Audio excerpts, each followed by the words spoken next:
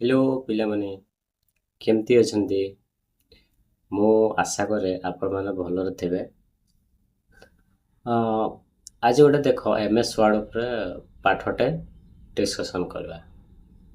ଏଇ ଯୋଉ ୱାର୍ଡରେ ଯୋଉ ଡାଟାଟା ଦିଆହେଇଛି,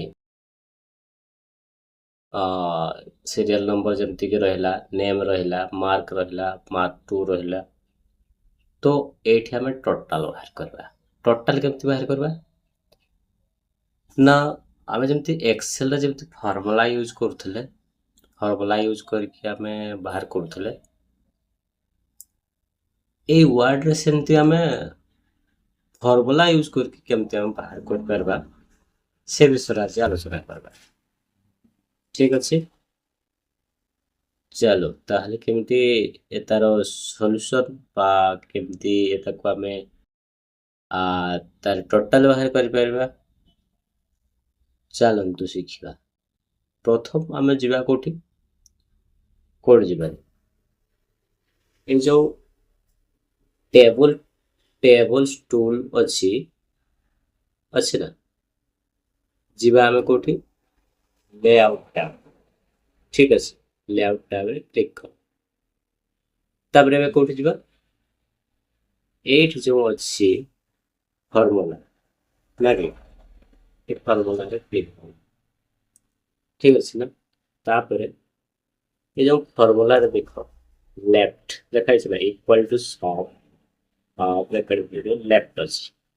ଲେଫ୍ଟ କୋଉଥିପାଇଁ ରହିଲା ନା, ଏଠି ଦେଖ ଏଇ ଯୋଉ ଅଂଶୁ ମାର୍କ କେତେ 1 ରେ ଅଛି 50, ମାର୍କ 2 ରେ ଅଛି 80। ତ ଆମେ ଯେତେବେଳେ ଏଠି ଆମେ ଟୋଟାଲ କରିବା, ଇଏ ଲେଫ୍ଟ ସାଇଡରେ ରହୁଛି ନା ମାର୍କ ଗୁଡା, ତେଣୁ ସେ ଲେଫ୍ଟ ଆସିଲା। ଯଦି ରାଇଟ ଥାନ୍ତା ରାଇଟ ଆସିଥାନ୍ତା, ଡାଉନରେ ଥିଲେ ଡାଉନ ଆସିଥାନ୍ତା, ଉପରେ ଥିଲେ ଅପ୍ ଆସିଥାନ୍ତା। ଠିକ ଅଛି, ତାହେଲେ ଆମେ ଏଠି ସେମିତି କିଛି କରିବା ନାହିଁ, ଖାଲି ଓକେ ଉପରେ କ୍ଲିକ୍ କରିଦେବା।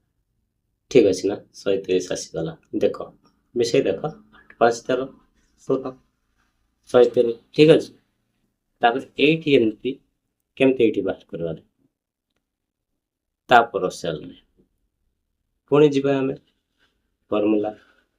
ଠିକ ଅଛି ନା, ଫର୍ମୁଲା ଏଠିକି ଆସିଗଲା ଏବଭ, ସେ ଉପରଟାକୁ ନେଇଗଲା। ତ ଆମେ ଏଠି କି କରିବା? ଏବଭ ନୁହଁ, ସେଇଠି ଆମେ ତାକୁ କାଟିଦେବା ଟିକେ, ମାରିବି ହେଲା। ଏ ଏବଭଟାକୁ ଆମେ କାଟିଦେବା। ଏଠି ଲେଖିବା କଣରେ ନା, ଲେଫ୍ଟ ଲେଖିବା। ଲେଖିଦେଲେ ବ୍ରେକେଟ କ୍ଲୋଜ କରିଦେବା। ଠିକ ଅଛି ନା, ଆଉ ଏଣ୍ଟର ଦବାଇବା କିମ୍ବା ଓକେ ଉପରେ କ୍ଲିକ୍ କରିଦେବା। ଠିକ ଅଛି, ଏଇପରିକା ସବୁ କରିନେବ ହେଲା। ଏଠି ବି ସେମିତି ପୁଣି ଯିବା ଫର୍ମୁଲା ଗଲା ପରେ ଏଠି ଆସିଗଲା ଏବଭକୁ ଆମେ ଲେଫ୍ଟ। ଠିକ ଅଛି ନା, କ୍ଲୋଜ ଏଣ୍ଟର ଆସିଲା। ଠିକ ଅଛି, ଏଇଟା ବି ସେମିତି କରିନେବ।